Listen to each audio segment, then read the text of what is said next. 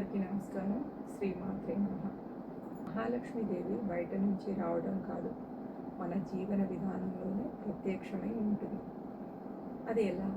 ఇంటిని శుభ్రంగా ఉంచడం, మంచి మాటలు మాట్లాడటం, ఎవరినైనా నవ్వుతూ పలకరించడం, ఇంట్లో వారితో ప్రేమగా ఉండటం, ఇవే ఆమెను ఆహ్వానించే నిజమైన మార్గాలు. కాలంలో ఒక చిన్న దీపారాధన చేసి, అమ్మ మా ఇంట్లో శాంతి సంపద నిలవాలి అని మనసుతో ప్రార్థిస్తే చాలు.